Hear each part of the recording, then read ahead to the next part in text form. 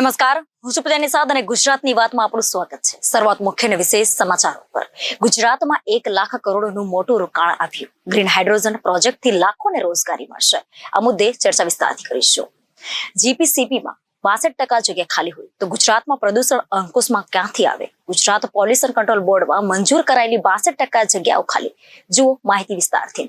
ત્યારે વાત કરીશું હમ તો ડૂબે હે સનમ, તુમ્हें भी ले डूबेंगे. સાઇડ લાઈન કરાયેલા ભાજપના કયા ભેદીએ લંકામાં આગ લગાવી? આ મુદ્દે પણ ચર્ચા વિસ્તારથી કરીશું.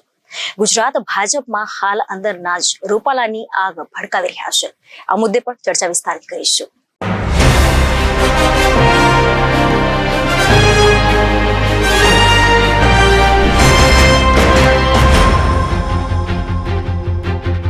તો ચર્ચા ગુજરાતની વાતમાં સમાચાર વિગતવાર. ગુજરાતની જમીન સોના કરતા પણ વધુ કિંમતી બની રહી છે. ત્યારે હવે ગુજરાતમાં 1 લાખ કરોડનું જંગી રોકાણ આવી રહ્યું છે. કંડલામાં ગ્રીન હાઇડ્રોજન એકમો સ્થપાશે. દેશની ટોચની 4 કંપનીઓને આ માટે જમીન ફાળવણી કરવામાં આવી છે. રિલાયન્સ, L&D, ગ્રીનકો અને વેલ્સપાના કંડલામાં પોતાની ગ્રીન હાઇડ્રોજન એકમો સ્થાપશે. કેન્દ્રીય મંત્રી મનસુખ માંડવિયાએ ટ્વીટ કરીને આ માહિતી આપી છે. આ રોકાણ ગુજરાતમાં અત્યાર સુધીનું સૌથી મોટું રોકાણ બનશે. હવેનો સમય રિન્યુએબલ એનર્જીનો છે. ત્યારે રિલાયન્સ, લાર્સન એન્ડ ટ્રુબો, ગ્રીનકો ગ્રુપ અને વેલ્સપન ન્યૂ એનર્જી જેવી કંપનીઓ કંડલામાં ગ્રીન હાઇડ્રોજન તથા ગ્રીન એમોનિયા પ્લાન્ટ સ્થાપવા માટે 1 લાખ કરોડનું રોકાણ કરવાના આયોજનમાં છે, જે ક્ષેત્રમાં અત્યાર સુધીનું સૌથી મોટું રોકાણ હશે. આ રોકાણથી ગુજરાતમાં નોકરીની નવી તકો ઊભી થશે. હાલ ચૂંટણીને કારણે આચારસંહિતા લાગુ થઈ છે, જેથી કોઈ જાહેરાત કરવામાં આવી નથી, પરંતુ ચૂંટણી બાદ જૂન મહિનામાં તેની સત્તાવાર જાહેરાત કરવામાં આવી છે. ભારતના ગ્રીન હાઇડ્રોજન મિશનમાં દેશને ગ્રીન હાઇડ્રોજન ઉત્પાદનનું વૈશ્વિક હબ બનાવવાનું લક્ષ્ય રાખવામાં આવ્યું છે. તેના આધારે ઈંધણ ઉર્જાની આયાત ઘટાડીને અર્થતંત્રને લાભ કરવાનો ટાર્ગેટ છે. 2030 સુધીમાં 5 મિલિયન ટન હાઇડ્રોજન ઉત્પાદનનો ટાર્ગેટ નક્કી કરવામાં આવ્યો છે. સાથોસાથ રિન્યુએબલ એનર્જી ઉત્પાદન ક્ષમતામાં 8 લાખ કરોડ ખર્ચે 125 ગીગાવોટનો વધારો કરવાનું લક્ષ્ય છે. ગ્રીન હાઇડ્રોજન અને ગ્રીન એમોનિયાના ઉત્પાદન માટે કંડલામાં ગુજરાતના દીનદયાલ પોર્ટ ઓથોરિટી દ્વારા 4 કંપનીઓને જમીનની ફાળવણી કરવામાં આવી છે. ડીપીએ લગભગ 4000 એકર જમીનમાં 14 પ્લોટની ઓફર કરવામાં આવી હતી, જે પૈકી રિલાયન્સ ઇન્ડસ્ટ્રીઝને 6 પ્લોટ, L&Tને 5 પ્લોટ, ગ્રીનકો ગ્રુપને 2 પ્લોટ અને વેલ્સપન ન્યૂ એનર્જીને 1 પ્લોટની ફાળવણી કરવામાં આવી છે. જમીનના પ્રત્યેક પ્લોટને દર વર્ષે 1 મિલિયન ટન ગ્રીન એમોનિયા ઉત્પાદન માટે નિર્ધારિત કરવામાં આવ્યું છે. ગત મહિનામાં હરાજીમાં આ 4 કંપનીઓ દ્વારા સૌથી ઊંચી બોલી લગાવવામાં આવી હતી, જેમાં કંડલા બંદર ખાતે દર વર્ષે 7 મિલિયન ટન ગ્રીન એમોનિયા અને દર વર્ષે 1.4 મિલિયન ટન ગ્રીન હાઇડ્રોજનનો ઉત્પાદનનો લક્ષ્યાંક છે. સેન્ટ્રલ પોલ્યુશન કંટ્રોલ બોર્ડના નવા અહેવાલમાં રાજ્યના પ્રદૂષણ નિયંત્રણ સંસ્થાઓમાં સ્ટાફની ગંભીર અછત હોવાનું બહાર આવ્યું છે. ગુજરાતમાં ગુજરાત પોલ્યુશન કંટ્રોલ બોર્ડમાં મંજૂર કરાયેલી 62% જગ્યાઓ ખાલી છે. જુઓ સમાચાર વિસ્તારથી. આ રાષ્ટ્રવ્યાપી વલણને પ્રતિબિંબિત કરે છે. રાજ્યના પ્રદૂષણ સંસ્થાઓમાં આવા અડધાથી વધુ સંસ્થાનો અપૂર્ણ છે. આ ડેટા મંગળવારે નેશનલ ગ્રીન ટ્રિબ્યુનલમાં સબમિટ કરાયેલા CPCB રિપોર્ટનો ભાગ છે. 13 રાજ્યો અને કેન્દ્ર શાસિત પ્રદેશોમાં ખાલી જગ્યાઓ 58% અને 84ની વચ્ચે છે. આંધ્રપ્રદેશ 69%, બિહાર 84%, હરિયાણા 63%, ઝારખંડ 73%, કર્ણાટક 60%, મધ્યપ્રદેશ 63%, મણિપુર 62%, ઓડિશા 58% છે. રાજસ્થાન 59%, ઉત્તરાખંડ 61%, દાદરા અને નગર હવેલી અને દમણ અને દીવ 83% અને લદ્દાખ 69%. આ અહેવાલ ગુજરાત સહિત સમગ્ર ભારતમાં પ્રદૂષણ નિરીક્ષકોને મજબૂત કરવાની તાત્કાલિક જરૂરિયાત પર પ્રકાશ પાડે છે. રાજ્ય પ્રદૂષણ નિયંત્રણ બોર્ડ પ્રદૂષણ નિયંત્રણ સમિતિઓમાં 190 પર્યાવરણીય પ્રયોગશાળાઓ છે. 31 કેન્દ્રીય સ્તરે અને 159 ઝોનલ પ્રાદેશિક જિલ્લા સ્તરે આ સ્થિતિ જોવા મળે છે. રાજકારણ એટલે ટાટિયા ખેંચવાની ગેમ. એક આગળ જાય તો બીજો તેના પર પકડીને નીચે પાડે. આવું જ કંઈક થઈ રહ્યું છે હાલ ગુજરાતના રાજકારણમાં. ગુજરાત ભાજપમાં મોટા ભાગના બનેલા નેતાઓને હવે પાડી દેવાનો ખેલ પડદા પાછળ ચાલી રહ્યો છે.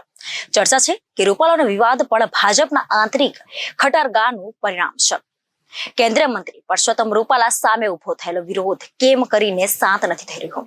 કહેવાય છે ને, અન્ય કોઈ નહીં પણ ભાજપના જ અસંતુષ્ટો અસલી ખેલાડી છે. ત્યારે આખાઈ નાટકમાં પડદા પાછળના ખેલાડી કોણ છે તે જાણવામાં સૌને રસ છે. જોકે હાલ તો અનેક નેતાઓ સામે આંગળી ચીંધાઈ રહી છે. હમ તો ડૂબે હે સનમ, तुम्हें भी ले डूबेंगे। हाल ગુજરાતમાં ભાજપની સ્થિતિ કંઈક આવી જ છે। પક્ષમાં હાંસિયામાં ધકેલાયેલા નારાજ નેતાઓની નારાજગી હવે 7મા આસમાને પહોંચી ગઈ છે। ભાજપે સાઇડલાઇન કરેલા આ નેતાઓ જ હવે ભાજપની નાવ ડૂબાડવા નીકળ્યા છે। સૂત્રો દ્વારા પ્રાપ્ત માહિતી અનુસાર ક્ષત્રિય આંદોલનને પાછલા બારણેથી પ્રોત્સાહન મળી રહ્યું છે, જેમાં સમગ્ર પ્રકરણમાં એક પૂર્વ મંત્રી ઉપરાંત 5 અન્ય નેતાઓની આખાઈ પ્રકરણમાં સંડોવણી હોવાનું કહેવાય।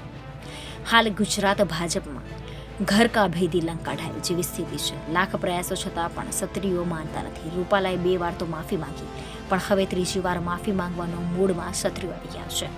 આખરે આ શું થઈ રહ્યું છે તે કોઈને સમજાતું નથી। ત્યારે ચર્ચા છે કે ક્ષત્રિય આંદોલનને વેગ આપવામાં ભાજપના જ મોટા ગજાના નેતાઓનો હાથ છે। રૂપાલાની ટિપ્પણીને જાણી જોઈને મોટો મુદ્દો બનાવવામાં આવ્યો છે। ભાજપમાં હાસ્યમાં ધકેલાયેલા અને ટિકિટથી વંચિત રહી ગયેલા ભાજપના નેતાઓએ જ હવે આડકતરી રીતે ભાજપમાં વિરોધની આગ ભડકાવી છે। સાથે જ રૂપાલાના રાજકીય કદને વેતરવા માટે અસંતુષ્ટ નેતાઓએ ક્ષત્રિયોને આગળ ધરીને વિવાદ સળગાવ્યો છે। રૂપાલાનો વિવાદ કેમ કરતા થાળે પડી નથી રહ્યો, આ જાણીને મોવડી મંડળ પણ ચોંકી ગયું છે। આખરે એક જાણને શાંત કરવા જઈએ ત્યાં બીજા 10 વિરોધ કરવા ઊભા થઈ જાય છે। હાલ સ્થિતિ એવી છે કે ગુજરાતનો કોઈ જિલ્લો બાકી નહીં હોય જ્યાં રૂપાલાનો વિવાદ થઈ રહ્યો ન હોય। તો બીજી તરફ કેટલાક નેતાઓ તરફ ઇશારો થતા તેઓએ જાતે જ પોતાનો કોઈ હાથ નથી તેવા ખુલાસા કરવા માંડ્યા છે। રાજકોટમાં મોટા ગજાના નેતા ડોક્ટર ભરત બોઘરા પણ શંકાના દાયરામાં હતા, જેથી તેમણે પણ આ પ્રકરણમાં તેમની ભૂમિકા નથી અને નીકળે તો હું રાજકારણ છોડી દઈશ તેવું નિવેદન આપ્યું હતું। રાજકોટ લોકસભા બેઠકના ભાજપના ઉમેદવાર પરસોત્તમ રૂપાલાના નિવેદન બાદ રાજ્યમાં ક્ષત્રિય સમાજ ભારે નારાજ ચાલી રહ્યો છે।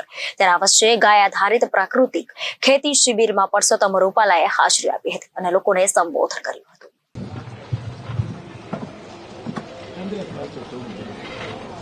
राम राम राम राम राम राम बहनों ये बोला है राम राम।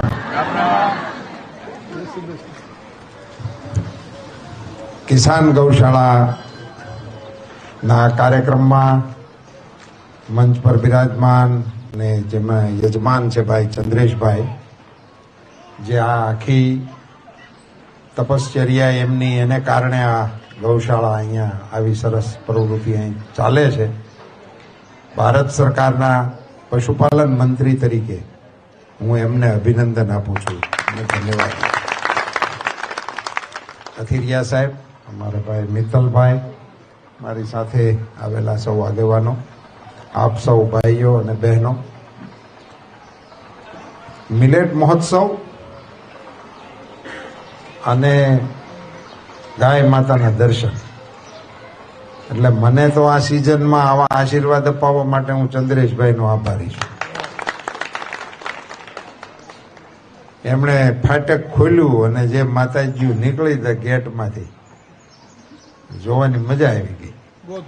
ગોધુલી એને કહેવાય, એને પ્રત્યક્ષ રીતે માણવાનો અવસર મળ્યો।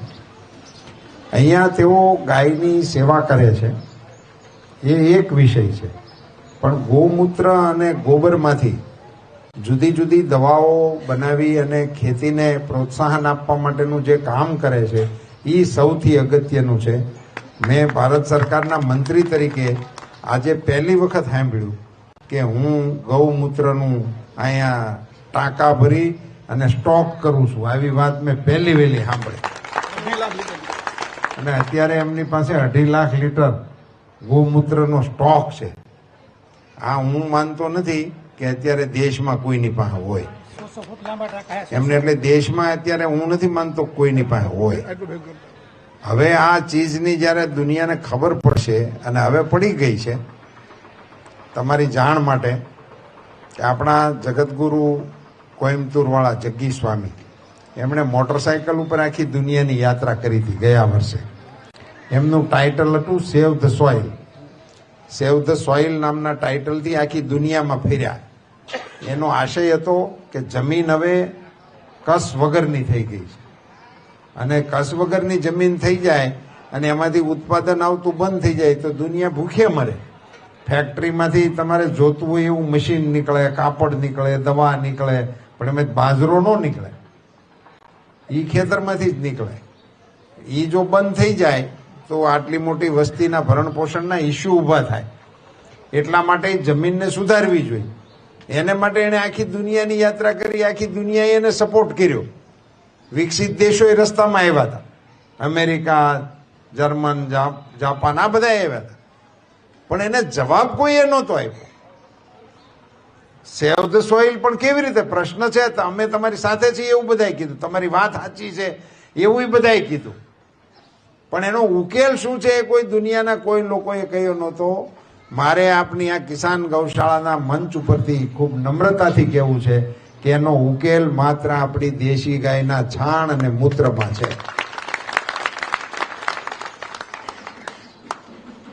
દેશી ગાયનો પોદળો તમે ગમે એવા ખેતરને શેઢે મૂકી આવો, ખેતરની વચ્ચે મૂકી આવો, અને 24 કલાક પછી તમે ત્યાં જાઓ એટલે એમાં હળંગ પડી ગઈ હોય અને 20 ફૂટ હેઠેથી અળસિયું આવી અને એને ખાવા માટે આવે, એ એને ખાઈને પાછું જાય. આ જે પ્રક્રિયા હતી ને એ જ ખેતીને કાર્બન આપવાની કુદરતી વ્યવસ્થા હતી. એના આધારે જ આપણા ખેતી એમને માલતી. હવે એ આપણે નાખવાનું બંધ કર્યું ને આપણે ફર્ટિલાઇઝર તરફ વળ્યા. એને કારણે હવે જમીનના રસકસના પ્રશ્નો ઊભા થયા છે. એટલે પ્રાકૃતિક ખેતીને તમે જે પ્રોત્સાહન અહીંયા આપી રહ્યા છો એ માટે હું તમને કાયદેસરના ભારત સરકારના અભિનંદન આપું છું, ધન્યવાદ પાઠવું. રહી વાત મિલેટની, તો મિલેટ એવી ચીજ છે, મિલેટ શબ્દ અઘરો છે, આ આપણું જાડું ધાન કહેતા એ મિલેટ. જેટલાને આપણે જાડું ધાન કહેતા, જાહેર બાજરો, રાગી, મકાઈ, આ બધું, તો એમાં તો એવો એક સમય આવી ગયો હતો કે આ જાહેર બાજરો તો ગરીબનું ખાણું છે, એ આપણે ન ખવાય એવું આવી ગયું. તો હવે 5 સ્ટારમાં પહોંચ્યું છે. હવે ચક્કર પાછું ઊંધું ફરી ગયું, કારણ કે મોદી સાહેબે એને ટચ માર્યો. એટલે હવે અમેરિકાના પ્રેસિડેન્ટના સત્તાવાર ભોજનની અંદર પણ મિલેટ પીરસાણું, એના સમાચાર દુનિયામાં આવ્યા. ત્યાં પણ બાજરાના રોટલા પીના ને બહેનો બેઠી છે એટલે મારે વાત કરવી છે. અહીંયા તો મિલેટમાં રોટલા બે બનાવેલા મૂકેલા છે પ્રદર્શનમાં. બાજરાની કિંમત તો વધી. આજે અમારો બાબરકોટનો બાજરો છે એનું બુકિંગ આખું રાજકોટ વાળા જ કરી જાય છે. 1 કિલો બાજરો ત્યાં બાકી નથી, હજી વાયવા પહેલા બુકિંગ થઈ જાય છે અને ત્યાંથી એમનેમ જ બધા લઈ આવે છે. એવા બાજરાને તો સમજ્યા, પણ બાજરો ખાવા માટે રોટલો કરવો પડે ને રોટલાની ડિઝાઇન અમારી આ જૂની બહેનોને વડીલ માતાઓને જ આવડે છે, નવી જનરેશનને નથી આવડતી. એટલે હું ચંદ્રેશભાઈને ભલામણ કરું છું કે તમે આ રોટલા બનાવવાના પણ કોચિંગ ક્લાસ શરૂ કરજો. અને મારો તો મત છે કે વિદેશની અંદર પણ એ ન્યાના કુકને અને ન્યાની બહેનોને પણ આપણી બહેનો પાસે ટ્રેનિંગ લેવી પડશે તો એ બાજરો ખાઈ શકશે. એટલે આપણો બાજરો તો એક્સપોર્ટ થશે, પણ આપણી સ્કિલ પણ એક્સપોર્ટ થવાની છે. એની પણ આવશ્યકતા છે, કારણ કે એને ફાવતું નથી, આપણને જ ફાવતું એને ક્યાંથી, એને સપનું ન આવે ને. આપણે બાજરાના રોટલા એ આપણી માતાઓના ઘડેલા હોય, એમાં ડિઝાઇન પડી હોય, એ ખાડાવાળા રોટલા હોય, એની અંદર ઘી ભરીને સાંજે મૂકી દીધા હોય ને એ હવારે ખવડાવે તેની વાત જુદી હતી. એ હવે 5 સ્ટારમાં હવે મળે નહીં, એ બધા બેનિફિટ, એવી બધી ચીજો હતી. અને આપણે ત્યાં તો ખેતીમાં સૌરાષ્ટ્રમાં ખૂબ લાંબા સમય સુધી જાહેર બાજરાના જ વાવેતર હતા ખેતીમાં, અને એનો નેચરલ ભાગ હતો, ઉપરનું આપણું ને હેઠેનું ઢોરનું, એટલે આપણું બેયનું હાલ્યા રાખતું હતું, કાંઈ અગવડ પડતી નહોતી. એમાંથી આપણે કોમર્શિયલ ક્રોપની અંદર ગયા અને એને કારણે આ બધું અત્યારે ફેરફારો આવ્યા છે. કથિરિયા સાહેબે કહ્યું કે એને બાજરો વાવે એવી અપીલ કરો તો ખેડૂત નથી વાવવાના. ખેડૂત વાવશે એને ભાવ મળે તો, એ ખેડૂતે એને એની આજીવિકાનું સાધન છે. પણ હવે એના જે ભાવ શરૂ થઈ ગયા છે એને કારણે એની તરફ પણ વાવેતર એનું વધવાનું છે. આ પ્રકારની ગૌશાળાઓમાં જ્યારે અહીંથી ખેતી સાથે એનું પ્રાકૃતિક ખેતી તરફ કરવાનો જે જોક આપ્યો છે, અને એને કારણે જે ખેડૂતોને પ્રાકૃતિક ખેતી તરફ વળ્યા હોય, તો મારો તો એવો આગ્રહ છે કે એને હવે આપણા શહેરના નાગરિકો હારે જોડી દેવા જોઈએ, જેથી એને સાચું પ્રાકૃતિક ખેતીનો જે પાક હોય, એ બાજરો હોય, ઘઉં હોય કે શાકભાજી હોય, પણ પ્રાકૃતિક ખેતી ના હોય ઈ એને ખાવા મળે તો એનું સીધું વેચાણ પણ કરી શકાય. આજરોજ સરદાર પટેલ મેડિકલ કોલેજ અને રિસર્ચ સેન્ટરની ગુજરાતના મુખ્યમંત્રી ભૂપેન્દ્ર પટેલે મુલાકાત કરી હતી અને ત્યાં ઉપસ્થિત લોકોને સંબોધન કર્યું હતું. જુઓ અહેવાલ વિસ્તારથી. બોલો ભારત માતા કી, ભારત માતા કી. એટલે ભોજન છે આના પછી ભારત માતા કી. આભાર. આજે સરદાર પટેલ મેડિકલ કોલેજ એટલે અમદાવાદ ડાયમંડ એસોસિએશન મેડિકલ ટ્રસ્ટે વર્ષો પહેલાં લગભગ 25-30 વર્ષ પહેલાં એક સપનું સેવેલું કે આપણે કંઈક નાની મોટી હોસ્પિટલ કરીએ. એના આજે ફળ સ્વરૂપ કહીએ તો સરદાર પટેલ મેડિકલ કોલેજ થવા જઈ રહી છે. એવા સમયે આમ તો શું છે, નિર્માણ જ અમુક હાથે જ લખેલું હોય એટલે જગ્યા આપવાનું એના હાથે લખેલું હતું. આ જમીન આપવા, એ જમીને આપી, પછી નામફેર કરવાનું આવ્યું. હવે નામફેર કરવાનું આવ્યું તો થાય ન થાય.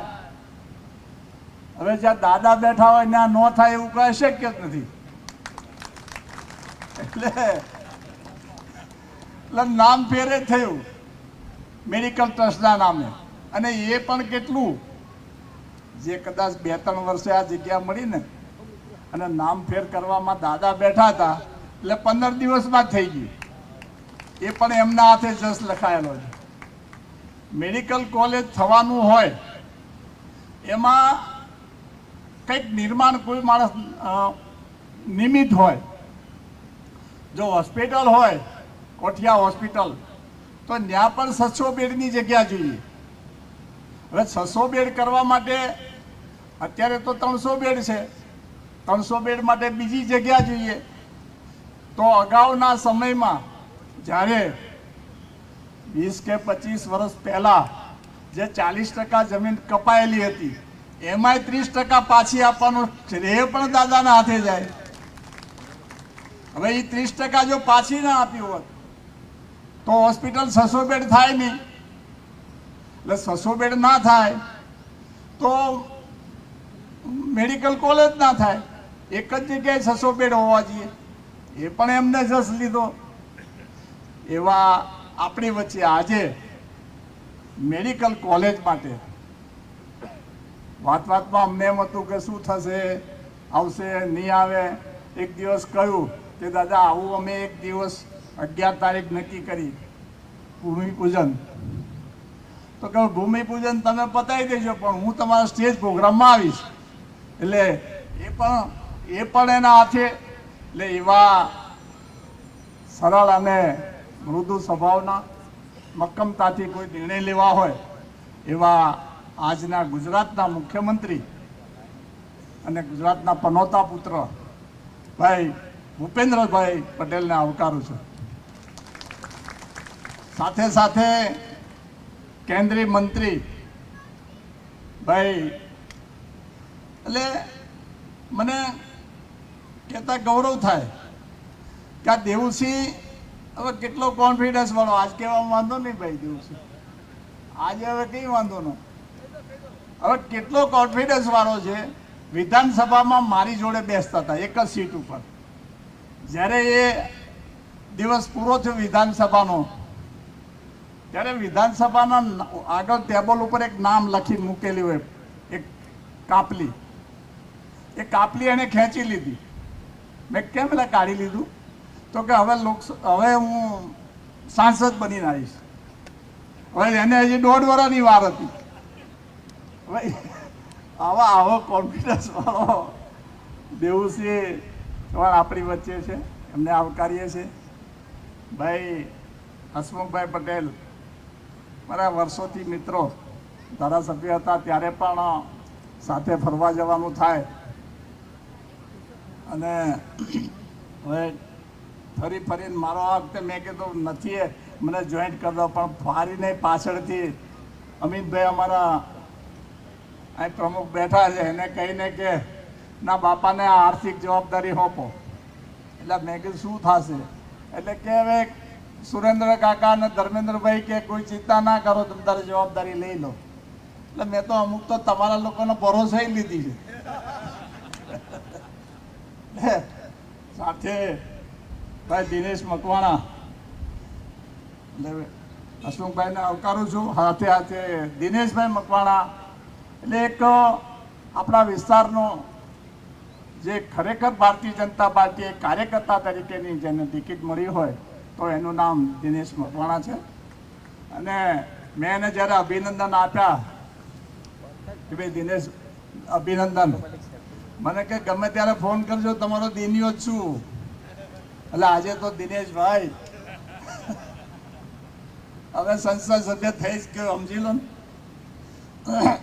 એવા એ સાથે ભાઈ હમણાં જ તમે સાંભળ્યા ભાઈ જગદીશભાઈ વિશ્વકર્મા આપણા જ વિસ્તારના મંત્રી છે અને કોઠિયા હોસ્પિટલ એની જ વિધાનસભામાં આવે છે. સાથે સાથે બાબુભાઈ જે આ વિસ્તારના ધારાસભ્ય છે, કંચનબેન, અમિતભાઈ શાહ. અને અમિતભાઈ એક એવું નામ છે એટલે કે કોર્પોરેટર હોય, વિધાનસભામાં હોય, હમણાં ઘણા કોર્પોરેટર નવા કે સારું અમિતભાઈ હોય તો સારું હોય. એટલે અમિતભાઈ ઊભા થાય એટલે સામેવાળા એમને અડધા તો એમને બંધ થઈ જાય. અહીંયા આ ટ્રસ્ટ દ્વારા આજે આ ત્રીજું મેડિકલ માટેની વ્યવસ્થા ઊભી થઈ રહી છે. પહેલાં 2007માં કાકડિયા હોસ્પિટલનું ઉદ્ઘાટન માનનીય નરેન્દ્રભાઈએ કર્યું. ત્યાં આગળ 110 બેડની કાકડિયા હોસ્પિટલ બાપુનગરમાં સુવિધા સાથે આજે કાર્યરત છે. 2022માં અમદાવાદ ડાયમંડ એસોસિએશન મેડિકલ ટ્રસ્ટનું બીજું આરોગ્ય સોપાન એ 200 બેડની હોસ્પિટલ આ જનતાને ઉત્તમ આરોગ્ય સગવડ પૂરી પાડી રહી છે. અને આજે સરદાર પટેલ મેડિકલ કોલેજ અને રિસર્ચ સેન્ટરનું ભૂમિપૂજન આ મહત્વપૂર્ણ સમારંભમાં આજે આપણે સૌ સાથે એકત્રિત થયા છે. આ ત્રીજો નવતર પડાવ છે. આજે દરેકે દરેક માન્ય નરેન્દ્રભાઈ હરમેશ આપણને એવું કહેતા હોય છે કે ભાઈ જ્યારે જ્યારે સરકારના પ્રયાસમાં સમાજનો પ્રયાસ જોડાય એટલે વિકાસની ગતિ બમણી થઈ જાય. અને આપણને એનો લાભ પણ સામાજિકથી માંડીને નાનામાં નાના માણસનો જે લાભ લોકો લઈ રહ્યા છે એ આપણા માટે ખૂબ આનંદની વાત છે. માન્ય નરેન્દ્રભાઈએ તો યોગાથી આયુષ્યમાન, યોગાથી આયુષ્યમાન એટલે કે તમારે જો બીમાર ના જ પડવું હોય તો યોગાની શરૂઆત કરી આપી છે. અને છતાંય ક્યાંક માદા પડી ગયા તો આ આયુષ્યમાન કાર્ડની વ્યવસ્થા કરી છે કે જેથી કરીને નાનામાં નાનો માણસ, છેવાડાનો માણસ આ 5 લાખનું આયુષ્યમાન કાર્ડ હાથમાં હોવાના કારણે આજે ખૂબ સારી રીતે નિશ્ચિંત થઈને સૂઈ જઈ શકે છે. આપણે એવું ઈચ્છતાય નથી કે આ કાર્ડનો ઉપયોગ જેની પાસે હોય બધા કરે, પણ જ્યારે પણ બીમારી આવે તો એને કોઈ ટેન્શન ન થાય. આજે આ કાર્ડનો ઉપયોગ એકલો સરકારી હોસ્પિટલમાં થાય છે એવું નહીં, પ્રાઇવેટ હોસ્પિટલમાં પણ આ કાર્ડનો ઉપયોગ થાય છે. એટલે દરેક જણને એક મોટી શાંતિ છે. તો જેની પાસે પૈસા ન હોય એને ખ્યાલ આવે કે આનાથી કેટલો મોટો લાભ થયો છે. બાકી તો 2 કે 3 કે 4 લાખનું જ્યારે નાના માણસને મેડિકલનો ખર્ચો આવી જાય ને તો આખી જિંદગી વ્યાજ જ ભરે, એનું મૂળ રકમ તો ક્યારેય પૂરી જ ના થાય. એટલે નાના માણસો માટે તો આ આયુષ્યમાન કાર્ડ એટલે ખરેખર એમના માટે એક મોટું વરદાન સાબિત થઈ છે. તમે એમના સોશિયલ મીડિયા ઉપર એમના પોતાના અભિપ્રાયો જુઓ, તમે આમ રડતા રડતા કે આજે માન્ય નરેન્દ્રભાઈ ના હોત તો અમારી આખું ફેમિલી કામ ખલાસ થઈ ગયું હોત, એવા ઇન્ટરવ્યૂ તેમણે બધાએ આપ્યા છે. એટલે આજે યોગથી આયુષ્યમાન સુધીની વ્યવસ્થા માન્ય નરેન્દ્રભાઈએ કરી છે અને આનો લાભ દરેક જણે લીધો છે. આજે કેટલાય વર્ષો પછી અહીંયા બધા જ આપણે એક વેપારી જગતથી જોડાયેલા બધા વ્યક્તિઓ છે. જ્યારે જ્યારે લોકસભાનું ઇલેક્શન આવે તો આપણને બધાને શું થાય કે આપણું અર્થવ્યવસ્થાનું થશે શું, આપણા દેશનું થશે શું, આવી ચર્ચા હર હંમેશ આપણે લોકસભાના ઇલેક્શન વખતે કરી છે. અને બધાને એમ હતું કે આપણા દેશનું સારું કંઈ બેર પડે એવો લાગતો નથી, ક્યાંય કંઈ સુધારો થાય એવો લાગતો નથી. પણ જો એક નેતૃત્વ આપણને મળ્યું, માન્ય નરેન્દ્રભાઈ અને અમિતભાઈનું નેતૃત્વ આપણને મળ્યું અને આજે લોકસભાના ઇલેક્શનમાં આપણી અર્થવ્યવસ્થા 11મા સ્થાનેથી 5મા સ્થાને તો આવી જ, પણ આજે ચર્ચા લોકસભાના ઇલેક્શન વખતે શું થાય છે કે આપણું અર્થતંત્ર 3જા સ્થાને આવશે. અને ક્યારે આવશે તો એ આપણે બધા ભેગા થઈને માન્ય નરેન્દ્રભાઈને 3જી વખત બેસાડીએ એટલે આ અર્થવ્યવસ્થા 3જા સ્થાને. કેટલી મોટો ચેન્જ 10 વર્ષમાં દરેકે દરેક સેક્ટરમાં ખૂબ મોટા બદલાવ સાથે આ દેશ આગળ વધી રહ્યો છે. અને આજે તમે અહીંયાથી બધા ઘણા બધાએ ઘણું બધું ચૂંટણી હોય એટલે અમારે સ્ટેજ આવે અને સ્ટેજની સામે તમે બધા બેઠા હોય એટલે અહીંયાથી કોઈએ કંઈ બાકી રાખ્યું નહીં હોય મારા માટે. પણ આજે કોઈ પણ જેને જેને વોટ આપવાનો છે તો એને વોટ આપવા માટેનું કારણ અને એ કારણ ભારતીય જનતા પાર્ટી તરફ આપવાનું કારણ પૂરેપૂરું ક્લેરિટી સાથે દરેકના મગજમાં છે.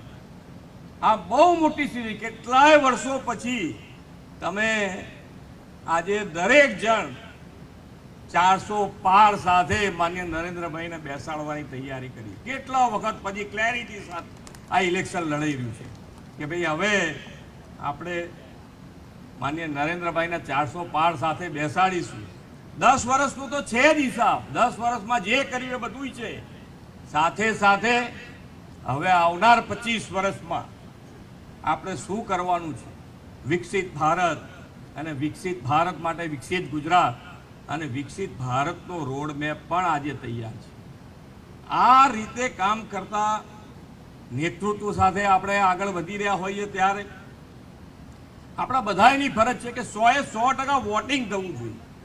100% વોટિંગ થવું જોઈએ. એક વોટ આપણો નકામો ના જાય. જે હાજર છે અહીંયા આગળ, આપણા ત્યાં આગળ તમારો વોટ તો પડે જ, પણ સાથે સાથે તમે જ્યાં રહેતા હોવ ત્યાં દરેક જણનો, જે હાજર ફોરેન ગયા છે, જે મરણ પામ્યા છે એનું લિસ્ટમાં નામ છે, એને આપણે અડતા જ નથી, પણ આપણે જે હાજર છે એનો એક વોટ ના પડે એ જોવાની તો જવાબદારી આપણી છે ને છે.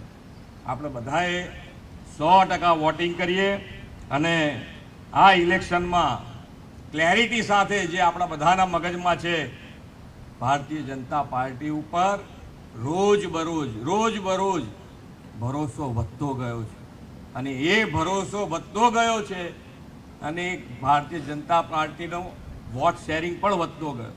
અને એનું પરિણામ શું આવ્યું તો આજે આ વિકાસ અને વિકાસ થકી આપણે વિકસિત ભારત તરફ આગળ વધી ગયા છીએ.